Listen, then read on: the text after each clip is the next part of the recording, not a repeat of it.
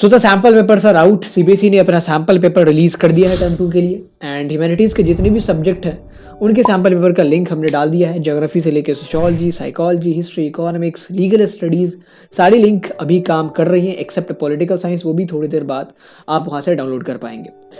ये वीडियो हम लोग क्यों बना रहे हैं, इसमें हम लोग एनालाइज करेंगे। This video is all about the analysis of history sample paper and इस एनालिसिस के बाद आपको एक बहुत महत्वपूर्ण चीज़ पता चलेगी, बहुत इंपॉर्टेंट चीज़ which I am going to discuss in this video, जो कि आपके टर्म 2 के प्रिपरेशन में आपकी बहुत काम आने वाली है।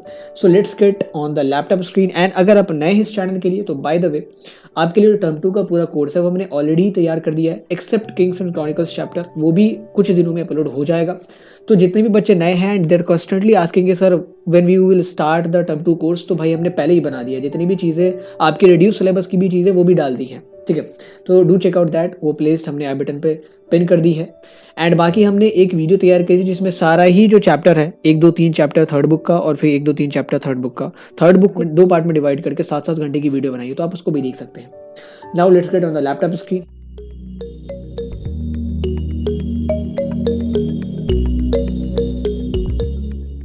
Here the sample paper is awaiting us to get analyzed। ये हमारा सैम्पल क्वेश्चन पेपर है हिस्ट्री का। सबसे पहला भ्रम ये टूटा हमारा, as per the date CBSE is not planning कि हम लोग एमसीक्यू बेस्ड एग्जामिनेशन करवाएं। दे आर प्लानिंग कि वो एमसीक्यू बेस्ड एग्जामिनेशन ही सब्जेक्टिव करवाएंगे। जनरल इंस्ट्रक्शन क्या है, सबसे पहले चीज़ आपको जाननी ज़रूरी है कि इस पेपर को 4 सेक्शन में बांट दिया, section A, section B, section C, section D. Mind my words, 8 markers नहीं आने वाले हैं। 8 मार्कर्स के ऊपर हम लोग सेपरेट वीडियो लाने वाले थे बट उसको भी ड्रॉप कर देंगे क्योंकि वो 8 मार्कर्स पूछ ही नहीं जाएंगे, क्योंकि 40 मार्क्स आपके मैक्सिमम है, तो उसमें 8 मार्कर्स कैसे डाले जा सकते हैं। सेक्शन ए जो है इसमें आपके 3 मार्कर्स वाले 4 क्वेश्चन रहेंगे, तो ये हमारा 12 मार्क्स का हुआ सेक्शन ए, ठीक है। फिर सेक्शन बी जो है वो हमारा 6 मार्कर क्वेश्चन से बड़ा होगा एंड इसमें 3 क्वेश्चन होंगे, तो ये 18 मार्क्स इधर होगा, ओके। एंड देन हमारा जो सेक्शन सी है that will carry 2 case based question, 2 हमारे सोर्स बेस्ड क्वेश्चन होंगे 4-4 मार्क्स के, तो ये हमारा 8 मार्क्स का हो जाता।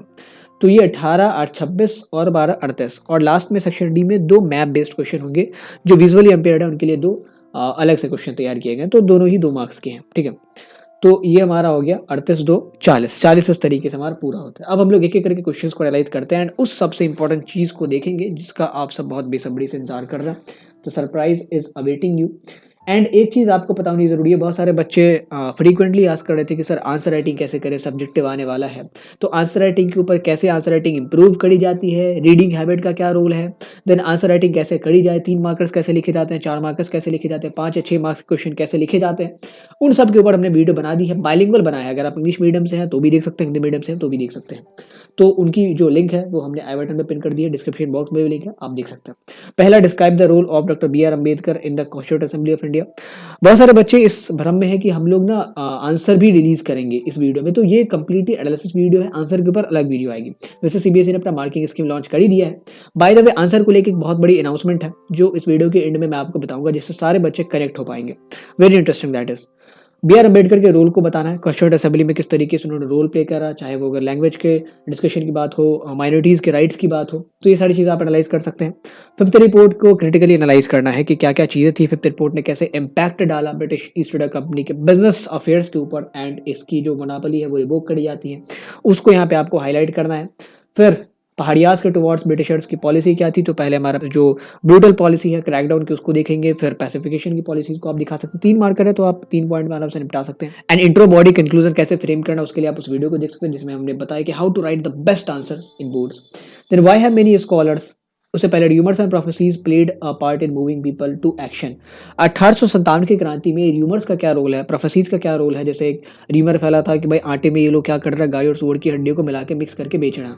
एक प्रोफेसी थी कि एक बहुत बड़े सूफी थे, उन्होंने कहा कि 1757 में बैटल ऑफ प्लासी हुई, यहाँ से बरतानिया की हुकूमत की शुरुआत हुई एंड इसके ठीक 100 साल बाद यानी कि 1857 के जून में ये हुकूमत खत्म हो जाएगी। तो सारे लोग ये अज्यूम कर रहे थे कि ये सही में ऐसा होगा and that's why they were so much eager about getting the things into action.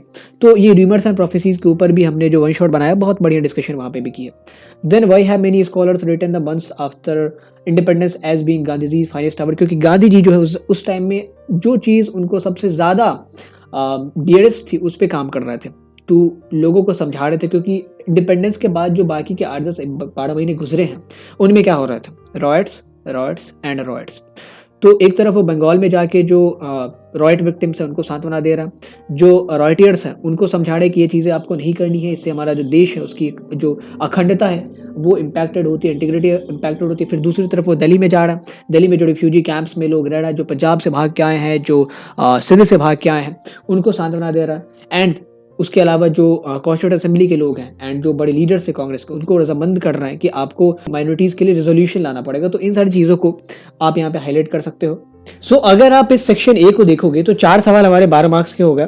And इसमें अभी तक हमने जो हमारा किंग्स एंड क्रॉनिकल्स वाला नवा चैप्टर है उससे एक भी सवाल नहीं देखा, तो उसके सवाल आएंगे कहाँ से? वेट फॉर इट, आपको आखिरी में सारी चीज़ें बताई जाएगी।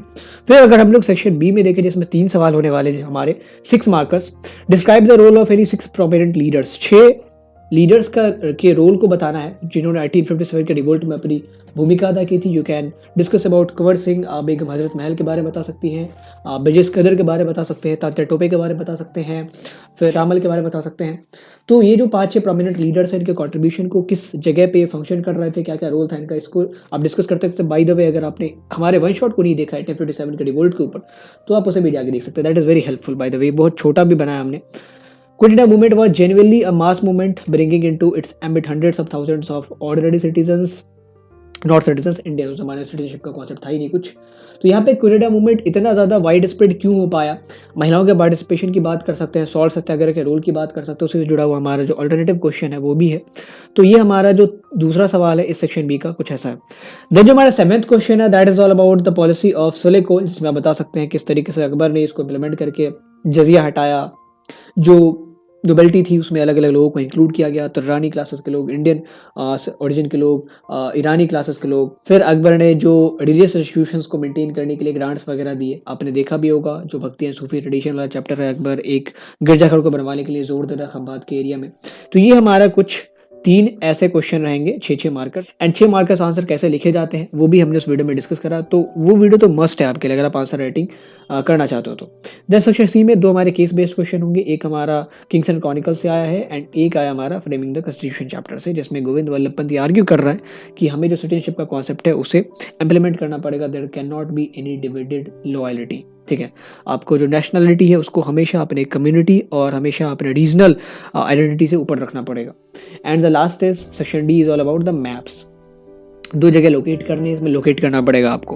ओके, ये एमसीक्यू नहीं है कि इस रिलेटेड हिंट दे दिया एंड आप आसानी से आंसर पिक कर लोगे। यहाँ पे हैक क्या है, व्हाट इज द सरप्राइज जिसके लिए आप इतनी देर तक इंतजार कर रहे थे? आपको सिलेबस पता है, इसमें किंग्स एंड क्रॉनिकल से कितने मार्क्स के क्वेश्चन आने वाले थे? 10 मार्क्स के। एंड पूरे के पूरे जो 3rd बुक का सिलेबस है आपका 4 चैप्टर का, उससे 30 मार्क्स के क्वेश्चन आने वाले थे। एंड इस सैम्पल पेपर में भी ऐसा ही हुआ है। 6 मार्क का एक हमारा सेक्शन बी में सवाल आया है एंड एक केस बेस्ड क्वेश्चन आया है। एंड यही पैटर्न होगा, अगर आप किंग्स एंड क्रॉनिकल्स चैप्टर को प्रिपेयर करना चाहते हो तो आप तैयार रहे इसी पैटर्न के लिए, क्योंकि अगर आप देखोगे तो हमारे पास क्वेश्चंस की वैरायटी कितनी है। एक 3 मार्कर क्वेश्चन ऐड किया जा सकता है, एक 4 मार्कर, एक 6 मार्कर या एक 2 मार्कर। तो अगर लेट सपोज हमने 3 मार्क का एक किंग्स एंड क्रॉनिकल्स में से पूछ लिया तो अभी भी 7 मार्क्स के सवाल बचते हैं, और 6, 4, 2 को जोड़ेंगे तो कहीं भी किसी भी कॉम्बिनेशन में 7 मार्क का हमारा समअप नहीं बनता है। सिमिलरली अगर 2 नंबर्स का एक हमने मैप पूछ लिया मुगल एम्पायर से रिलेटेड तो हमारे पास इस दोनों का कोई कॉम्बिनेशन नहीं बनता 8 मार्क्स का। ठीक है, 6, 4, 3 मिला के 8 मार्क्स से कोई सवाल नहीं बनता। इसीलिए किंग्स एंड क्रॉनिकल्स से आपके 6 और 4 मार्क्स के सवाल ही आएंगे। आप तैयार रहो कि आपके पास एक 6 मार्कर आने वाला है, उस हिसाब से आप किंग्स एंड क्रॉनिकल्स के लगातार प्रैक्टिस करते जाओ कि इससे भाई एक न एक हमारा 6 मार्कर तो पूछा ही जाएगा। एंड जितने भी सोर्सेस हैं किंग्स एंड क्रॉनिकल्स के बिल्कुल भी मिस नहीं करना है, क्योंकि बाकी जो एक सोर्स पूछा जाएगा आपका एक्स्ट्रा सेक्शन सी में उसको लेके आप श्योर नहीं हो कि वो colonialism and country side chapter से आ जाए या महात्मा गांधी वाले चैप्टर से आ जाए, रिवोल्ट ऑफ 1857 वाले चैप्टर से आ जाए या कॉन्स्टिट्यूशन वाले चैप्टर से आ जाए, लेकिन एक सोर्स को लेके आप कंफर्म रहो कि ये हमारा जो आने वाला है that will come from Kings and chronicles. तो किंग्स एंड क्रॉनिकल्स की तैयारी हमें ऐसे करनी है, कोई भी सोर्स नहीं छोड़ना है। एंड इससे रिलेटेड जितने हम 6 मार्कर्स प्रिपेयर कर सकते हैं, जितने भी आंसर्स हैं उनकी ऐसे प्रैक्टिस करें कि we are basically going to answer this question for 6 marks. तो ये चीज़ जो है बहुत आपकी हेल्पफुल रहेगी। This was a analysis of this sample paper. अगर ऐसे रेट करना हो मुझे तो I will rate it as easy. ये मॉडरेट भी नहीं था, ये बहुत ईजी सैम्पल पेपर है, आप आसानी से इसे सॉल्व कर सकते हैं, मतलब बहुत ईजी टॉपिक से सवाल पूछे गए हैं। ठीक है, तो there will not be any problem. जिन्होंने 1 या 2 बार चैप्टर पढ़ के अच्छे से रिवाइज किया, कुछ अच्छी आंसर प्रैक्टिसेस करी हैं, तो वो आसानी से 40 में से 40 ला सकते हैं। तो this was all from my side. See you in the next video. And अगर आप नए हैं तो मेक श्योर कि आप टेलीग्राम ग्रुप ज्वाइन करें, क्योंकि इस तरीके की आंसर राइटिंग हम लोग बहुत रेगुलर अब करवाने वाले हैं। आंसर राइटिंग को लेकर जो हमारी टीम है वो बैकग्राउंड में एक बहुत बड़े प्रोजेक्ट के ऊपर काम कर रही है, जो कि आपकी इस पूरी समस्या को सॉल्व कर देगी। So do join the Telegram group. And अगर आप नए हैं तो make sure that with the subscribe button and press the bell icon ताकि आप कोई नोटिफिकेशन ना मिस कर सकें। Let's make the largest humanities community ever built on this planet. See you in the next video, and if you are the Telegram, see you in the Telegram group. Thank you.